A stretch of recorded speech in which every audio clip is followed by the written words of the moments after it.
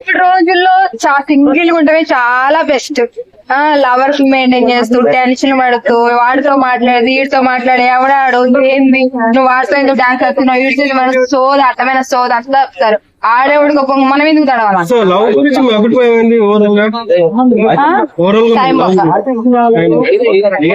టైమే చాలా టైమే.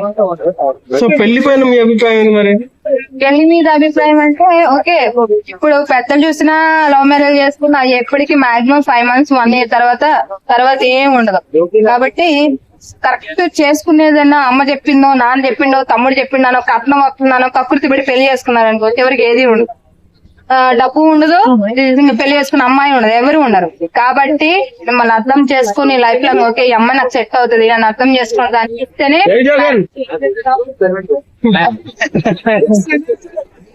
సెకండ్ టాపిక్ కాదన్నా. అట్లయితేనే చేసుకోండి. అలా అని చెప్పి కట్నానికి ఆశపడి 5 లక్షలు వస్తుంది 4 లక్షలు వస్తుంది అమ్మాయి పండుకున్నా పర్లేదు కళ్ళు తక్కువ ఉన్నా పర్లేదు చేసుకున్నారనుకో లైఫ్ ఖరాబ్ అయిపోతుంది. అబ్బాయి అన్న ఇలాంటి వాళ్ళు చెప్తున్నా, ఇప్పుడున్న యూత్ కి చెప్తున్నా కట్నం కోసం ఆశపడి నేను చెప్పలేదు నా దృష్టిలో కట్టలు వేసుకుని గాడితో సమానం. నిజంగా 5 లక్షలు 10 లక్షలు ఎకరం ఉందా నేను 30,000 సంపాదించిన 20,000 సంపాదిస్తున్నా. అమ్మాయిలు లవ్ కోసం ఖర్చు పెట్టడం కూడా మరి గాడితో సమానం. ఎవడ ఖర్చు పెట్టమన్నాడా? ఎవడ టైం లేక ఏం లేక మీరు పెడుతున్నారు, అమ్మాయి ఏం చక్క పెట్టించుకుంటారు.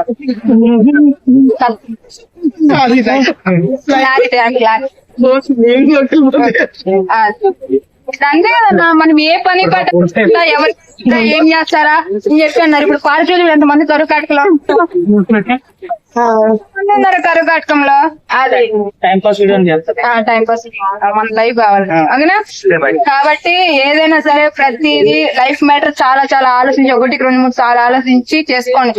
ఏజ్ అంటే కొంచెం పోయినా పర్లేదు కానీ మన లైఫ్ లాగా ఉంటాం. ఎందుకంటే ఒక పర్సన్ మన లైఫ్ లోకి వస్తున్నారంటే మన పక్కన ఉండేది పేరెంట్స్ మాక్సిమం 20 years అంతే. తర్వాత మనం తిని పెట్టడానికి కూడా పేరెంట్స్ బాధపడతారు. ఏం ఎత్తులా పెరిగాడు ఏం సంపాదించట్లేదు మాకే భూమి భారం అని చెప్పి అనుకుంటారు. పేరెంట్స్ తిడుతుంటే కట్టుకున్న భార్య తిట్టుకు ఏం చేస్తుంది? ఏంది మేడం మీరు మంచి అంటే ముసలి మాట్లాడుతున్నారు ఈ వయసులో, అంటే పెద్దోళ్ళు చెప్తున్నారు చెప్తున్నారు. మనం వీడియో పని ఎన్ని రావట్లేదు, రోజు ఒక టాపిక్స్ వస్తున్నాయి. లేకపోతే వదిలేసాడానో బాగా పెడుతున్నాయి సూసైడ్ వేసుకుంటానో కట్నం కోసం వేసుకున్నాడనో ఏం జరుగుతూనే ఉన్నాయి కదా. మనమే చూస్తున్నాము మనమే సంబంధాలు మీ అభిప్రాయం?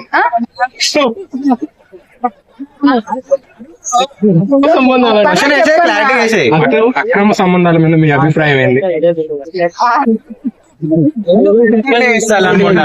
అవి కూడా సక్రమంగా ఉంటే బాగుండేది. అవి వాళ్ళ మీద డిపెండ్ అవుతుంది అన్న, వాళ్ళ పర్సనల్ కాబట్టి మనం ఎట్లా అంటే చెప్పలేము. ఇంట్లో భార్య సరిగ్గా మాట్లాడతలేదని బయటతో ఎక్కువ మాట్లాడుతూ అంటే మాట్లాడితే సంబంధం పెట్టారా ఇట్లా పెట్టన్నా అట్లా ఏం లేదన్నా. ఉన్నదాన్ని తీసుకున్నా ఇది నిజంగా ఒక సీరియస్ మ్యాటర్ అని చెప్పింది. సో చిన్న చిన్న వాటికి మిస్అండర్స్టాండింగ్ వచ్చి ఇది చాలా మీనింగ్ ఉన్న వాడే. కాకపోతే మంచి వాళ్ళు 50% బ్యాడే ఉందన్నా. అబ్బాయిలు ఇటు అబ్బాయిలు ఎవరైనా ఇప్పుడు ఆంటీని కూడా తయారయ్యారు.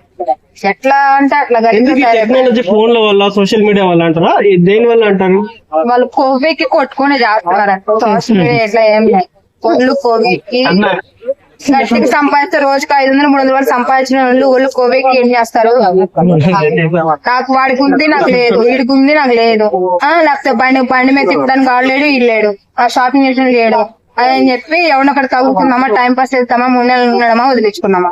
ఎక్కువ 10th ఇంటర్ వాళ్ళే ఈ మధ్య 5th క్లాస్ నుంచి స్టార్ట్ అయింది ఈ లవ్ అనేది. 5th క్లాస్ 6th క్లాస్ లోనే ప్రపోజ్ నా పిల్ల అని కొట్టుకుంటున్నారు. ఎందుకు ఆ వయసులో అంటే ఎందుకు దీని ప్రభావం చిన్న పిల్లలపైన